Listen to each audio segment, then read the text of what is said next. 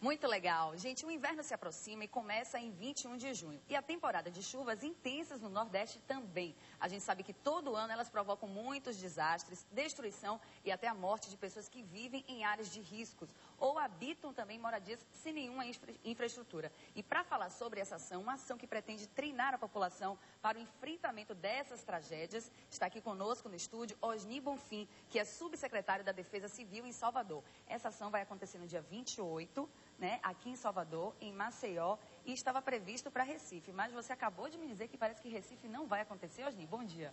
Bom dia. De fato, a Defesa Civil Nacional nos deu essa informação, porque lá em Recife, a gente está vendo lá no estado de Pernambuco muita chuva intensa, e efetivamente eles estão numa situação de emergência lá, várias cidades em situação de emergência, algumas em calamidade pública.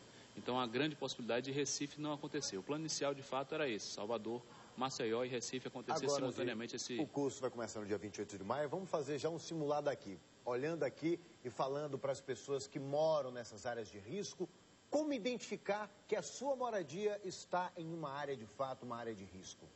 Olha, efetivamente, Salvador tem já mapeado 433 áreas de risco, Isso foi um mapeamento que constou no Plano Diretor de Encostas de 2004, e essas áreas têm uma gradação de risco, é bom que se diga. Olha aí, quem está risco alto, imagens aí, risco médio e risco baixo, especialmente pela topografia da cidade, Cidade acidentada e próxima a canais, as pessoas também constroem seus imóveis e, infelizmente, quando vem a chuva, ela potencializa um risco que já existe. Como ela falou há poucos instantes, também o índice de autoconstrução em Salvador é muito alto. As pessoas constroem suas próprias casas sem a devida orientação técnica, sem obedecer às normas de engenharia, e é um risco. Quando a chuva vem, com a sobrecarga da água, há uma potencialização. É possível identificar o morador, você que está lá dentro de sua casa, numa residência, por exemplo, numa área de risco, tem como ele identificar, olhando através de alguma dica, que é uma área de risco?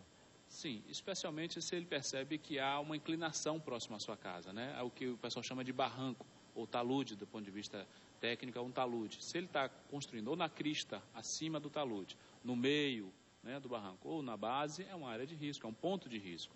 Se ele está próximo a canais e córregos que rapidamente podem subir o seu nível durante o período da chuva, é também uma situação de risco.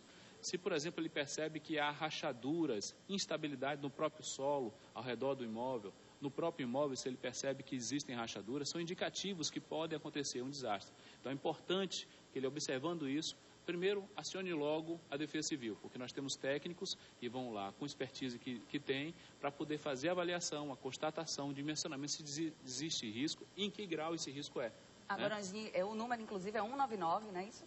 O número da Defesa Civil para ligar, fazer a denúncia, é gratuito e funciona 24 horas. 24 horas todos os dias do ano. Agora, eu queria saber o seguinte, porque domingo já tiveram várias solicitações, na Defesa Civil, ontem também teve, e o que eu queria entender é que tem algumas áreas, especificamente no bairro de Águas Claras, que acontecem várias solicitações.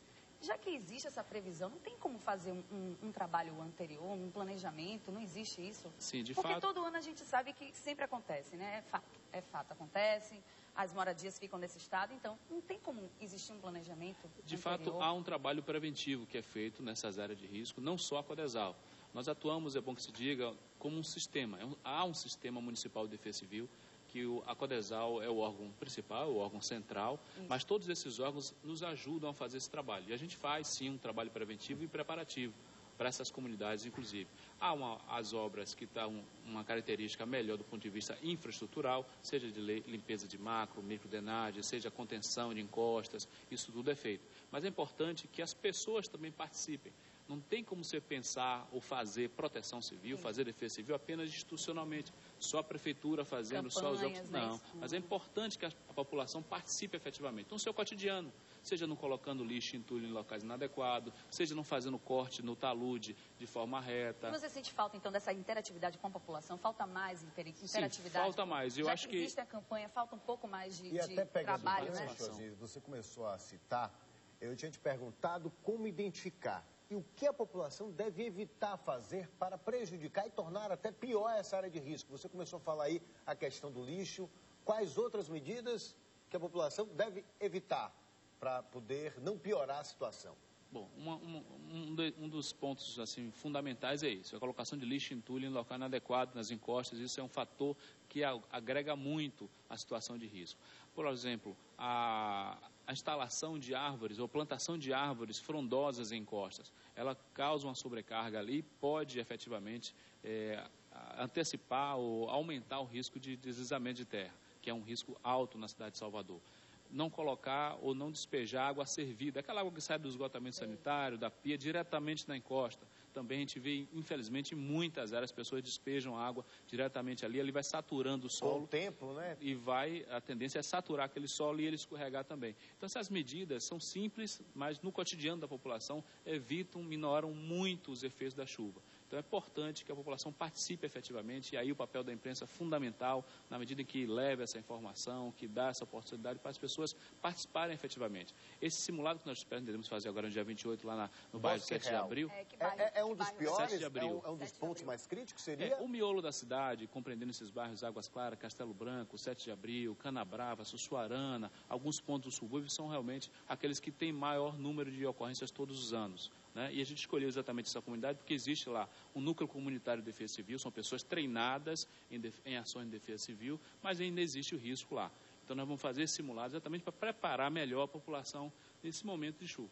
E até porque elas teriam também outros tipos de acomodações, né? Que são as acomodações temporárias, né? E elas também têm que ter esse treinamento, vai existir essa parte também, Sim, né? Também. De acomodar em outro local que não seja aquele que ela vivia. Exatamente. O simulado, ele é de evacuação. A gente vai simular que há uma possibilidade de escorregamento grave ali naquela área, vamos evacuar todos esses imóveis e vamos instalar eles numa escola próxima, ali da comunidade, em 7 de abril mesmo, para poder fazer essa parte de preparação. É fundamental que as pessoas participem efetivamente. Nós vimos recentemente, só para ilustrar, o exemplo lá do Japão, né, com aquele desastre gravíssimo, e a preparação das pessoas, desde criança na escola, já tem aula, já tem treinamento de como se comportar na situação. Cultural, né? É cultural, e a gente precisa fazer isso. E a gente precisa aqui no Brasil fazer isso. O papel de todos, saber o papel da imprensa, por isso que hoje em dia a gente vai estar lá acompanhando esse trabalho de vocês. Parabéns por essa iniciativa. Acho que isso a gente vai construindo ao longo do tempo, educando a população, que a gente constrói uma sociedade, um mundo melhor. Eu acho que esse é o papel, educar